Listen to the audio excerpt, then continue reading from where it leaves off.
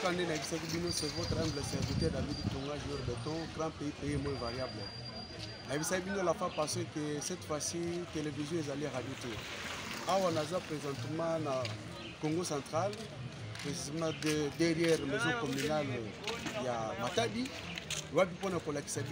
Combien de fois ton engagement, la détermination, il y a quoi accompagner mon conseil Pachi Béton à travers OVDO, ils allaient pour Kambamana, des jeunes là. Et la 4 province à Congo central, et si vous allez comme on a, ils allaient vraiment impraticable. Nous tu vas aller ceux qui ont les bêtises, ils allaient qui peuvent somme. Et tant que vous allez pour le bas, engagement, la détermination, nous allons les ana kata kola, vous allez kata kosalama, et vous allez comme on a bino moko, mais nous allons kata kosalama. Et je crois qu'elle est responsable à la matière, bah pour expliquer bino plus, c'est pourquoi on a dit ça que dit ton info, ils ont pas copier c'est bino bah vraies infos, vous s'abonner, vous partager, parce qu'ils allaient chercher les chaînes où ils allaient copier ces bino d'informations, dans le Sénégal, où ils vont la et pour les Canadiens. Merci beaucoup.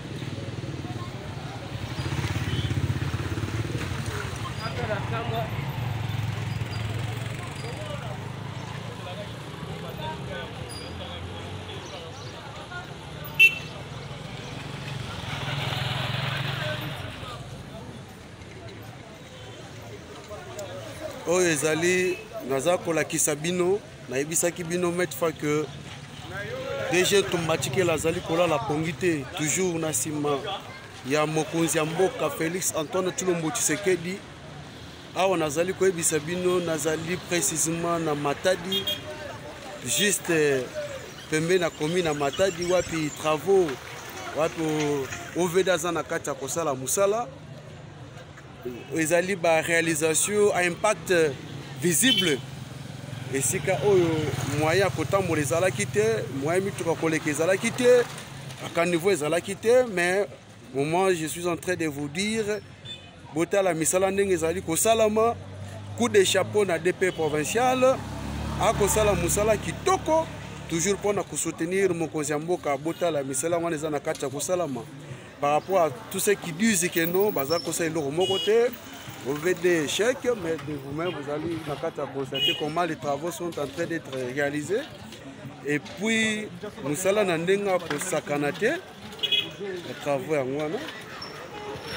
Vous allez komona nous allons na kata kosalama.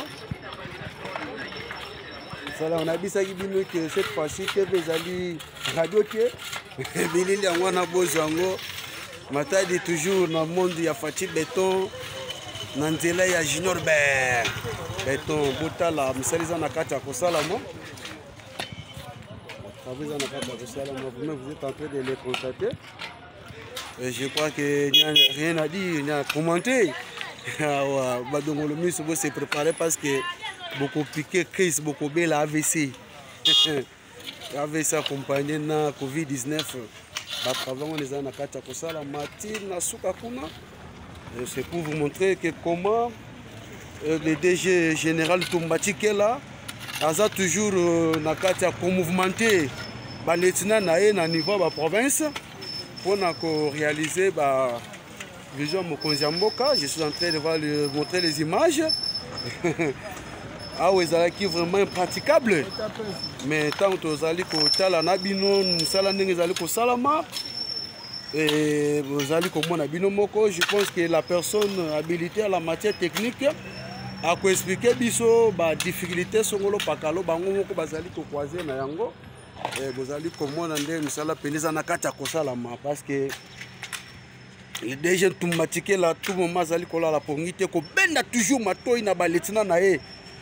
Pour 2023, c'est Fati Béton ou rien. bino moko bozali ko palper du doigt comment nzele ezalaki et puis bétonné ceux qui moulent bêtis bandeko na biso vraiment na kati ya difficulté. Mais je crois que vous-même vous êtes en train de palper du doigt comment nous sommes na kati ya kosalama faci be donc bokobela ba AVC bokotuna ngulu télévision ezali radio te bozwa bilili yango wana bilili yango wana bino moko bozomona yango bozomona aza na kati ya kosala mosala donc mosala eza na kati ya kosalama très kitoko très kitoko nalobi bien très kitoko ok. Donc kaka nde nakoti koexplike bino télévision eza ngonga te coup de chapeau banguna nyonso tu ya deja ntumba chikela chibwa chenu kume chibau chenu kume sukanu muninga yowana za na kati ya kotravaille mpona mokonzi ya mboka et que permettre banzela oyo ezala vraiment bien réhabilité etongama kitoko mpona éviter makambo etali embouteillage. Merci beaucoup. Télévision ezali ngonga te. Télévision ezali radio te bolimbisi. Toyebi ke télévision ezali ngonga. Mais bilili ya boye eyelakisa que télévision eza radio te. Oyo ezali sapohonge te. Oyo ezali bozo palper du doigt bino moko. Lolenge kani musala eza na kati ya kosalama.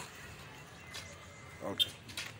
Je crois que vous êtes en train de voir l'équipe au grand complet pour matérialiser la vision du chef de l'État, Félix Antoine Tshilombo Tshisekedi. Et comme je vous avais promis, d'ici là où vous allez voir la personne habilitée pour bien nous expliquer de là où nous sommes et comment faire, comment les choses évoluent. Donc, vous voyez la confiance du DG Tombatike là au niveau national, une grande équipe est là. Okay. À très bientôt. Je vais décoller. Bonjour, messieurs. Bonjour, monsieur le journaliste. Veuillez vous présenter et nous parler là où nous sommes. Et à quoi sert votre présence ici? Donc, je suis monsieur Banza de Toko, le chef de brigade de voirie au Vélimatage. Ok, présentement nous sommes où?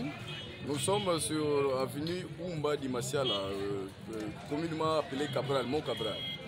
Mais il y a beaucoup de Congolais, même au niveau Congo central, qui disent que présentement OVD ne fasse absolument rien.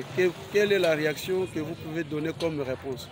Ah non, je ne pense pas que ce soit vrai parce que le président de la République, notre président de la République, Félix Antoine Tshisekedi Tshilombo, ne ménage aucun effort pour mettre en application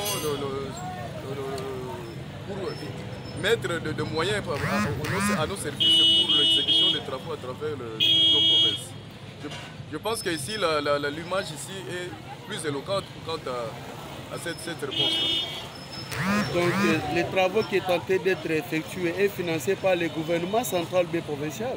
Par le gouvernement central. Par le gouvernement central. Bon, qu'est-ce que vous pouvez donner comme assurance au peuple congolais et quinoise qui vous suivent au moment où nous parlons? Bon, il y a à compléter également, il y a le financement du gouvernement central via le FONER. Et par rapport à votre question, la population n'a qu'à s'apaiser, attendre, parce que nous non plus, on ne va pas ménager d'efforts pour terminer dans le délai ces projets. Mais il y a beaucoup de Congolais qui disent que vous commencez bien comme ça, mais à un moment donné, vous allez stopper. Non, non, absolument pas, parce qu'on a tous les moyens nécessaires pour commencer et terminer les travaux dans le délai. Donc, ils n'ont pas à s'inquiéter. On va leur donner leur ouvrage, leur remettre leur ouvrage au trafic au moment où vous convenez. Oh, quelle est l'assurance concrète? Ces travaux, c'est pour combien de mois? Pour combien d'années? Non, non, les travaux sont simplement prévus pour 2 mois. Je crois que tout le monde va en bénéficier. Et je pense qu'on est en train de voir qu'il y a des caniveaux qui sont en train d'être faits. je crois qu'il n'y a pas de câble électrique. Non, non. Que ça peut causer... nous avons commencé par le travaux d'assainissement avec la construction d'un caniveau de 280 mètres de longueur. Et la contrainte qu'on a ici, c'est juste la présence de ces tuyaux que vous avez filmé, je pense, qui nous complique un peu. Mais comme on est technicien, on a pu trouver la solution palliative quant à l'emplacement de notre caniveau sans problème. Quel est votre mot de la fin?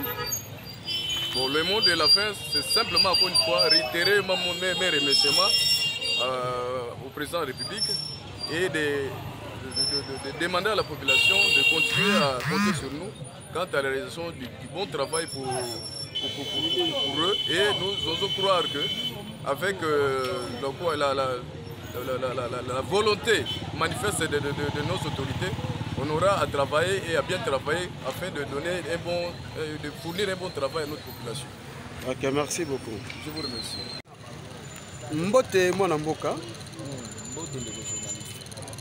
Kombo na nani pe esika o tozali wapi omeka pe ko expliquer ba kongomani o ba kolanda yo à travers Ditunga Info que tozali wapi et puis misala ezali ko salama izo salama pona nini et puis financement et outil wapi et puis en bref au pesa biso message na garantie na bo ba doutaka par rapport na activité na bino na par rapport musala na bino.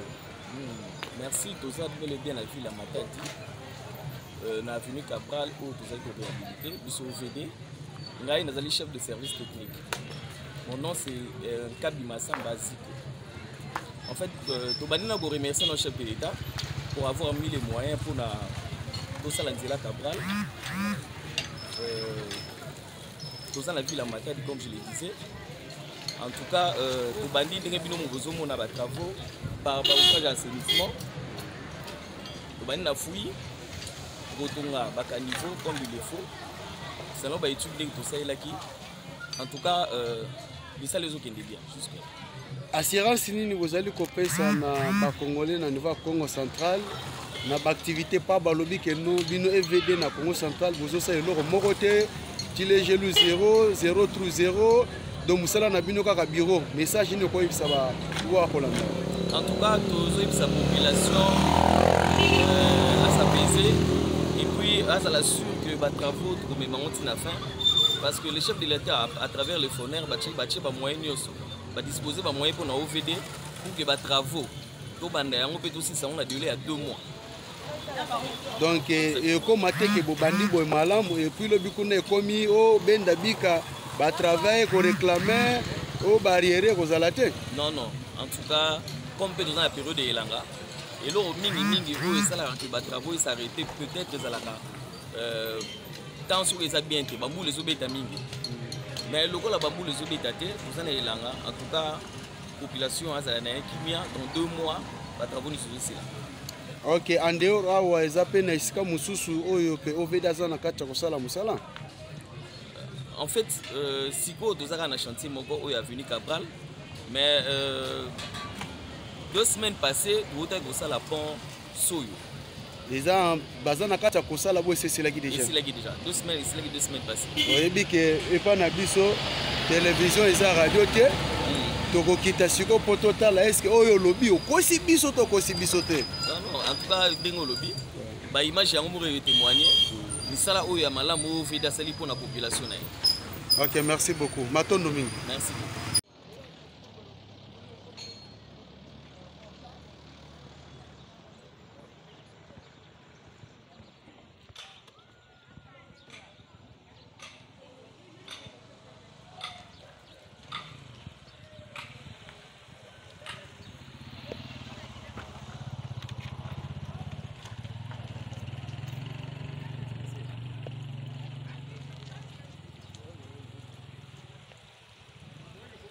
Donc vous êtes en train de voir en image, là où nous sommes, c'est toujours au Congo central. Mais je crois que les explications possibles vous seront données d'ici là.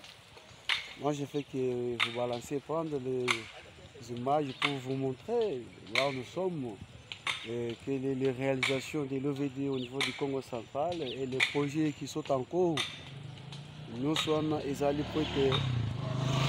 Congolais, nous sommes ici à Azali. à vivre mieux, à la facilité à se déplacer. Donc, vous nous êtes en train de suivre. Donc, télévision à radio, votre humble serviteur David Tunga, Jure Béton. En tout cas, vous abonnez, vous partagez, vous aimez. Vous avez vraiment très tout au corps.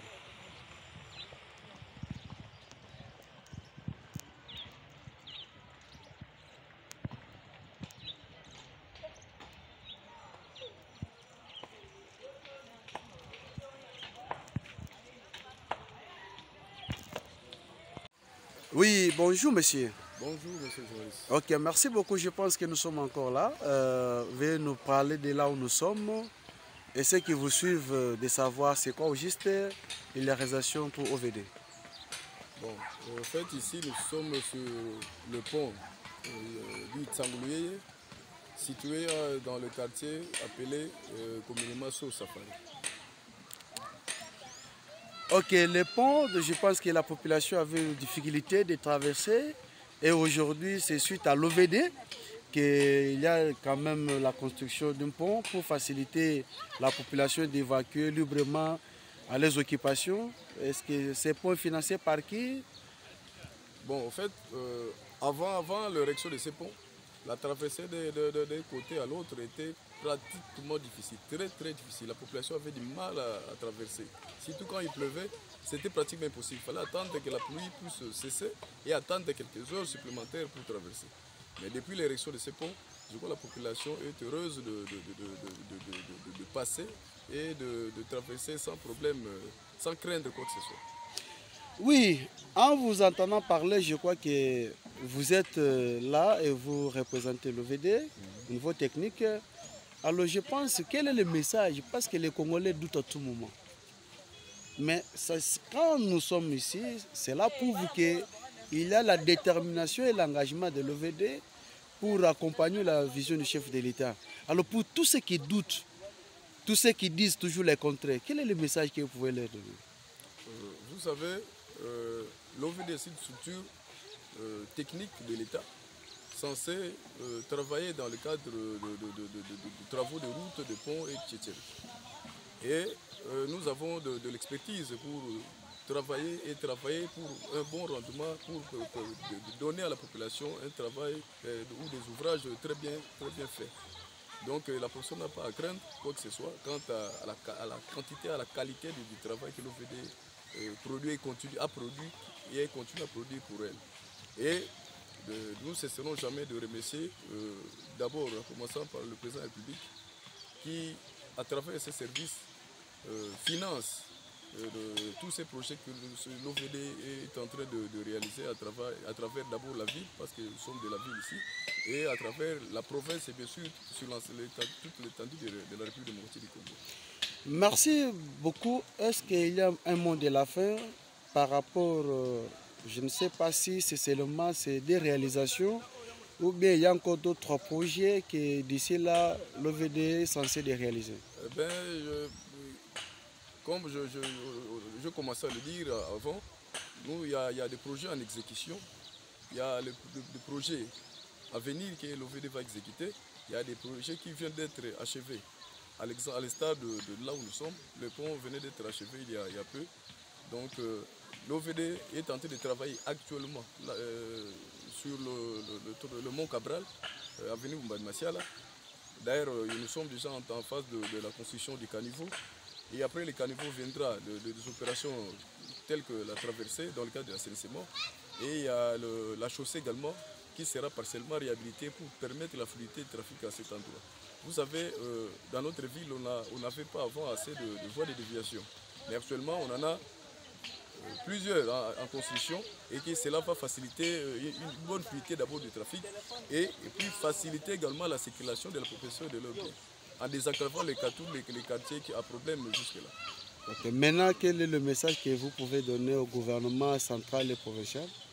Bon, au gouvernement central et provincial, seulement de faire confiance à leur structure technique, de continuer à financer des travaux et dans ces cadres-là, permettre à ce que la population soit toujours contente du résultat et faciliter justement à cette population-là l'accès et la facilité de circuler.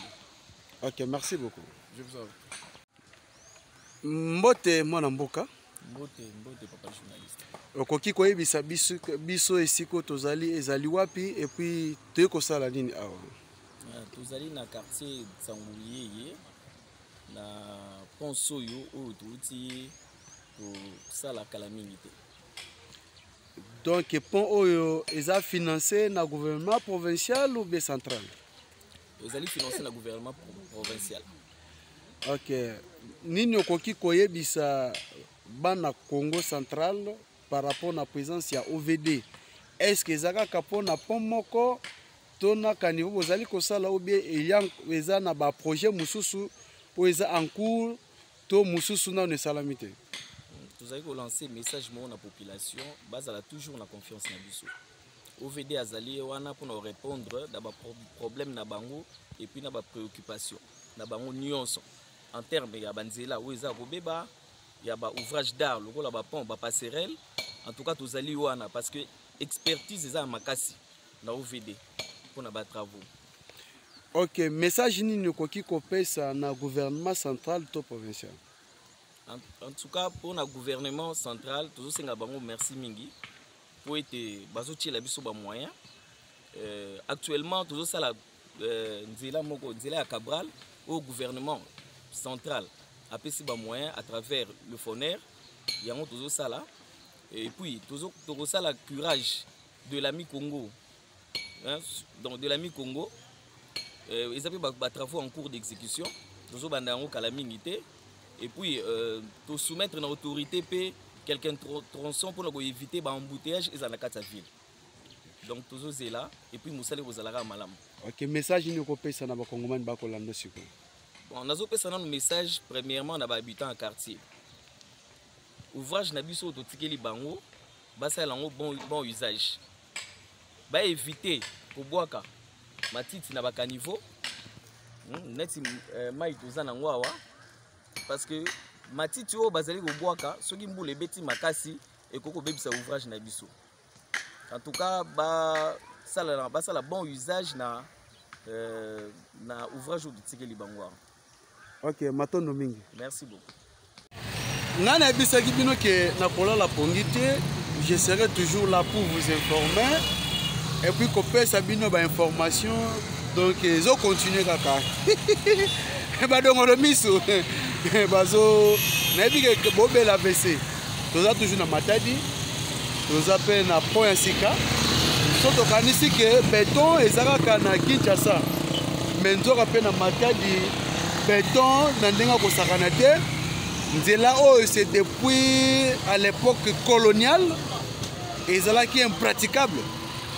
Mais quand tozali koloba arrivé à mokonzi mboka Fachi béton à travers OVD les deux jeunes Tumbachi là, nzela oyo eza bétonné. Ndinga ko sakana te, ndinga ko ba image. Au moins que population azali ko circuler librement na ba mouvement na ye. Ba bazo tangambu bazana facilité boya pe boye, ba baza pe na facilité ko katisa. Mais depuis à l'époque coloniale, les équipes n'ont pas si pour Congolais à évacuer, dans Congo central, à évacuer librement dans l'occupation de Bango. Vous voyez vous-même les images. Vous voyez la Mouzindo, Moulaïna Yango, au Vedazo Selo, Moroté, ils sont au Rolobate, mais image Yango Moronde Roloba. Voilà.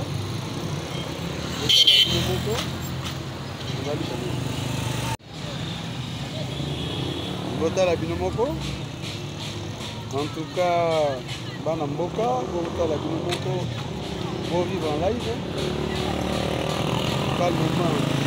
Il y a boy dozo wapi. Ceux qui Fachi bétonté. Namona mboka de pere de main Tumbachi la te. Bola na binomoko. Ceux qui moninga ko sala musala malamu. Toko ndima. Boze la teke mutu soka kufine boy banda ko lo bate.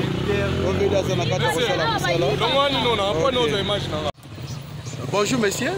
Bonjour monsieur le journaliste. Je pense que nous sommes toujours en train de travailler. Vous-même, vous savez quoi répondre de nous parler là où nous sommes et des réalisations. On continue toujours pour OVD. Vous pouvez nous en parler plus. Bon, en fait, ici nous sommes sur l'avenue Mobutu. dans son tronçon compris entre le rond-point V415 et Kiambu. Nous sommes dans pratiquement une voie parmi les 3 voies les plus importantes de la ville. Car elle est en train de relier les 3 communes de notre ville de Matadi. Quand vous montez, vous allez jusqu'à la commune de Bouzi. Et quand vous passez vers la gauche, c'est la commune de Nzanza. Et là où nous sommes présentement, c'est la commune de Matadi. C'est pratiquement les 3 communes de la ville. Et cette voie relie pratiquement les 3 communes. Je crois que vous n'avez rien qui réhabilité les ponts ou bien il y avait d'autres choses que vous avez fait en termes de route pour faciliter la circulation. En fait, merci pour la question. Depuis le temps de Belge, cette route avait une couche de roulement pratiquement en pavé. Et c'est seulement en 2020 qu'il y a eu financement du gouvernement central via le FONER qui a permis que nous puissions réhabiliter et bétonner ces tronçons de route. Et c'est là, comme je vous ai dit précédemment, comme c'est une voie super importante pour la ville, et ça a été très bénéfique pour la population qui emprunte cette voie. Ok, nous vous remercions. Je pense que d'après notre parcours, on a constaté par rapport aux rumeurs que l'OVD absolument ne faut rien, mais sur le terrain, on a quand même vu l'engagement et la détermination d'aider la population d'évacuer librement à leurs occupations. On ne cesserait jamais de vous demander votre dernier mot et nous présenter aussi, je ne sais pas s'il y a encore d'autres projets à faire qui doivent encore contribuer à la survie de la population au niveau du Congo central. Bon, en fait, déjà, je crois, depuis l'avènement du président de la République, il y a eu beaucoup de projets et il continue à avoir des projets en exécution dans la ville, à travers la ville de Matadi. Et je vous ai parlé ici de la voie ici hyper importante. Et dans ce même lot, il y avait également le point d'attente au niveau de la route nationale, la ville de Kinshasa. Il y avait aussi des travaux et toujours des projets qui ont soulagé la vie de la population. Et par rapport au mot de la fin, je crois que le gouvernement central et provincial continue à avoir confiance à nous parce que nous avons l'expertise, la capacité nécessaire de travailler et de produire des ouvrages adaptés et bien adaptés à l'utilisation pour la population. Ok, merci beaucoup. Je vous en prie. Mbote mwana mboka. Mbote papa journaliste. Donc on a la pongité, toza toujours na terrain pour na palper du doigt la réalisation au ya OVD na niveau Congo central. Bo badongolo miso ba ko lobaki OVD a conseil eloko moko te. Yom to koyebisa biso tozali wapi. Et puis misala nini OVD asali. Et puis message nini koyebisa na gouvernement central to provincial. Et puis ba précaution nini bozui parce que tout le monde a soki ba point salami. Il y a des fois ba mesure de pessamité au monde batazo boka ba matiti tout comme ça. Alors message wana to natoka nini ko pesa biso comme réponse. Merci papa journaliste. Ah nous en avons venu Mobutu. La tronçon il y a entre 24 et 15 na rond-point Kiambu. Soko matisi mungongo kozala malamu mingi réalisation ya OVD awa nde na ocholo boy expliquer biso. Misala auto salaki awa ezalaki renforcement ya tablier oyo ya port kozomona na bétonnage ya tronçon nyonso. Bétonnage ya tronçon nyonso. Biso OVD toseli na population que batika ko transformer bakaniveau na biso na ba poubelle. Na batika ko bwaka bosoto na bakaniveau. Po ete mai nyonso oyo ya mbula ole etambola normalement moyen etambola eza te soki bosoto ezali ezokende mbala moko na nzela oyo totongi. Epuis yango nde moto epesaka edétruisaka nzela. Yango tosengi na population azala toujours na confiance na biso po ete mosala oyo tozosala yango na mayele nyonso oyo totangi na classe. Mais na kotala na moni ata esika moko te botieli bango poubelle de sorte que no babwaka matiti. En tout cas, merci papa journaliste. Moi, nakanisi que question wana eza réservé plus na mairie que na OVD. Parce que biso musala na biso ezali kotonga nzela, kotonga pont, kotonga ba passerelle, biso tosuka kaka wana. Mais ce qui concerne makambo ya ba poubelle, wana ezali na ressort ya ye moko mokonzi ya ville. Donc le maire de la ville. Ok, message nini okoki kopesa na gouvernement provincial to central? En tout cas, basa la confiance na OVD, bapesa ba moyen parce que nous jusque là na OVD to sali ba proposition ebele ya banzela oyo il faut totonga na oyo faut to bongisa. Donc nous sengaka na gouvernement national na provincial bacha ba moyen et puis biso OVD to apporter expertise na biso pour na musala ndenge esengeli. Mais toyoki bakoloba ke na OVD agent bazali kolela 50 mois impayés, 80 mois impayés. Non. En tout cas, côté on doit saluer le gouvernement national parce que Makambouana est à la ressuscité. Raison pour laquelle beaucoup de gens ont chanté de Tamboli Bagnon sont motivés, les ingénieurs sont très motivés pour nous faire la moussala ndenge longo badi. Merci.